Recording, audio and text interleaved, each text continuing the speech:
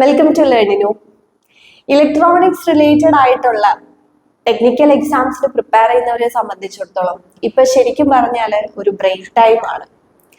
RRB JEE CBT 1 clear ചെയ്തവർക്ക് CBT 2 exam വരുന്നുണ്ട്. അതല്ലാതെ നമുക്ക് ഇപ്പോ പരീക്ഷകളൊന്നും ഇല്ല. ഇനി നമ്മൾ വെയിറ്റ് ചെയ്തിരിക്കുന്നത് എഞ്ചിനീയറിംഗ് അസിസ്റ്റന്റ് എക്സാമിനും പോളിടെക്നിക് ലെക്ചറർ എക്സാമിനുമാണ്. ആ പരീക്ഷകളൊക്കെ തന്നെ ഒരു ജൂൺ ജൂലൈ മുതൽക്കൊക്കെ ആയിരിക്കും അതിന്റെ സിലബസ് ഒക്കെ അവൈലബിൾ ആവുകയും ചെയ്യുന്നു. അപ്പൊ അതുവരെ ശരിക്കും പറഞ്ഞു കഴിഞ്ഞാൽ നമുക്കൊരു ഫ്രീ ടൈം പോലെയാണ് പലരും എടുക്കുന്നത്. ഓക്കെ, അത് നമുക്ക് കൃത്യമായിട്ട് അറിയാവുന്ന ഒരു കാര്യമാണ്. പക്ഷേ ഇതിൽ മനസ്സിലാക്കേണ്ട ഒരു കാര്യം എന്താന്ന് വെച്ച് കഴിഞ്ഞാൽ അങ്ങനെ ഒരു ബ്രേക്ക് എടുക്കാനോ അല്ലെങ്കിൽ ഒരു ഫ്രീ ടൈം എടുക്കേണ്ട സമയമല്ല ഇപ്പോൾ. കഴിഞ്ഞ ഒരു 2-3 വർഷങ്ങൾ നമ്മൾ നോക്കുകയാണെങ്കിൽ ട്രേഡ്സ്മാൻ എക്സാം വന്നു, ഡെമോൺസ്ട്രേറ്റർ വന്നു, അസിസ്റ്റന്റ് പ്രൊഫസർ വന്നു, പിന്നെ ജൂനിയർ ഇൻസ്ട്രക്ടർ വന്നു. അങ്ങനെ കുറേ പരീക്ഷകൾ അടുപ്പിച്ച് വന്നിരുന്ന ഒരു സമയമാണ്. പിന്നെ RRB JEE ഉടനെ വിളിക്കും എന്നുള്ള ഒരു ഇതിൽ അതിനും പഠിച്ചുകൊണ്ടിരുന്നു. പക്ഷെ ഇപ്പോ കുറെ പേര് ഇതൊരു ഫ്രീ ടൈം ആയിട്ട് കണക്കാക്കുന്നുണ്ട്. ശരിക്കും പറഞ്ഞാല് ഈ സമയമാണ് മാക്സിമം യൂട്ടിലൈസ് ചെയ്യേണ്ടത്.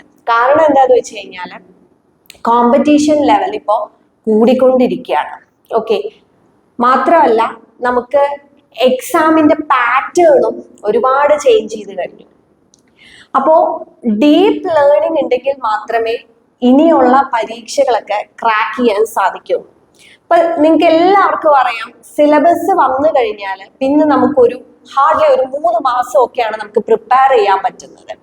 അപ്പൊ ആ സമയത്ത് അല്ലെങ്കിൽ എക്സാമിന്റെ ഡേറ്റ് വന്നതിന് ശേഷം പ്രിപ്പയർ ചെയ്യാം എന്ന് പറഞ്ഞിരിക്കുമ്പോൾ നമുക്ക് ചിലപ്പോൾ ഈ ഡീപ്പ് ലേണിങ്ങിനുള്ള സമയം കിട്ടില്ല. അതായത് ഒരു പരന്ന വായന അല്ലെങ്കിൽ അത്രയും ആഴത്തിലുള്ള പഠനം, അതിനുള്ള സമയം ചിലപ്പോൾ നമുക്ക് കിട്ടാതെ വരും. പിന്നെ നമുക്കൊരു ഒരു സ്ട്രെസ് ആണ്, ഇനി പഠിച്ചു കഴിഞ്ഞു, ഇത്രയും സിലബസ് പഠിച്ചു. ഇപ്പൊ നമുക്ക് അറിയില്ല ഇതിന്റെ ഇപ്പൊ പോളി ലെക്ചറിന്റെ ആണെങ്കിലും എഞ്ചിനീയറിംഗ് അസിസ്റ്റന്റിന്റെ ആണെങ്കിലും മുന്നേ നടന്ന പരീക്ഷയുടെ സെയിം സിലബസ് ആയിരിക്കും ഇപ്പൊ വരിക എന്നുള്ളത് അറിയുമില്ല. അപ്പൊ സിലബസ് വന്നു കഴിഞ്ഞാൽ നമുക്ക് ഇതെല്ലാം കൂടെ ചേരുമ്പോൾ ആകെ ഒരു പ്രഷറായിരിക്കും.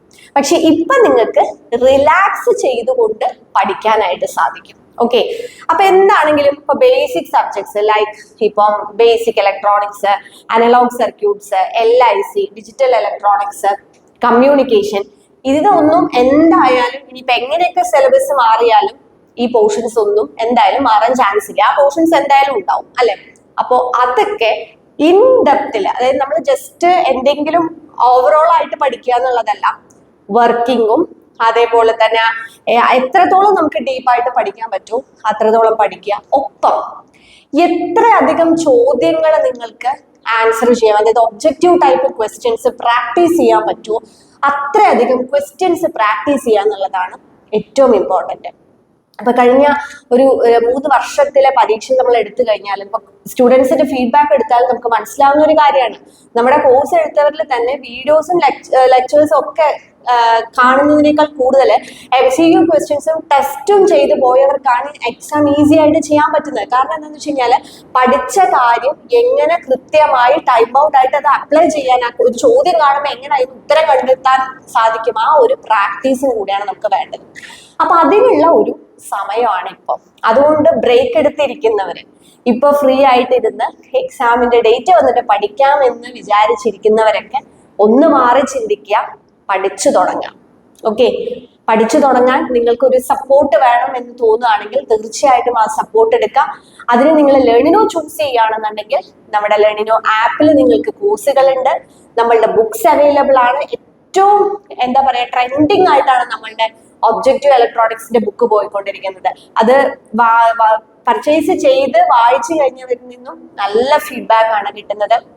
പലരും പല കോർ കമ്പനീസിലേക്കും ഒക്കെ എക്സാമിന് അത് വെച്ച് പ്രിപ്പയർ ചെയ്തിട്ട് ജോബ് കിട്ടിയതായിട്ടൊക്കെ നമുക്ക് ഒരു ഫീഡ്ബാക്ക് കിട്ടുമ്പോൾ നമുക്ക് വളരെ സന്തോഷമുണ്ട്. കാരണം കഴിഞ്ഞ വർഷങ്ങളിലൊക്കെ നമ്മൾ കോച്ചിങ് നടത്തി അതിൽ നിന്നൊക്കെയുള്ള ചോദ്യങ്ങളെല്ലാം എടുത്ത് അത്രയും എഫേർട്ട് എടുത്തിട്ടാണ് നമ്മൾ ആ ബുക്ക് ചെയ്തിട്ടുള്ളത്.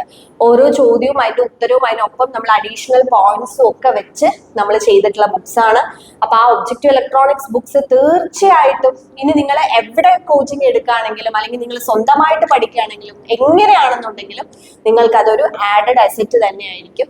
അപ്പൊ അതുകൊണ്ട് ഒബ്ജക്റ്റീവ് ബുക്സ് നമ്മുടെ വേണം എന്നുണ്ടെങ്കിൽ നിങ്ങൾക്ക് കോണ്ടാക്ട് ചെയ്യാം. എനിവേ ഒരു കാര്യം ഓർക്കുക, ഇപ്പോ ഫ്രീ ആയിട്ട് ഇരിക്കുന്നവരുണ്ടെങ്കിൽ പഠിക്കാൻ തുടങ്ങുക. കുറച്ചായിട്ട് ഇപ്പം വർക്ക് ചെയ്യുന്നവരൊക്കെ ആണെന്നുണ്ടെങ്കിലും ഡെയിലി ഒരു അരമണിക്കൂർ അല്ലെങ്കിൽ 1 മണിക്കൂറെങ്കിലും പഠിക്കുക എന്നുള്ള ഒരു ശീലം ഉണ്ടാക്കിയെടുക്കുക.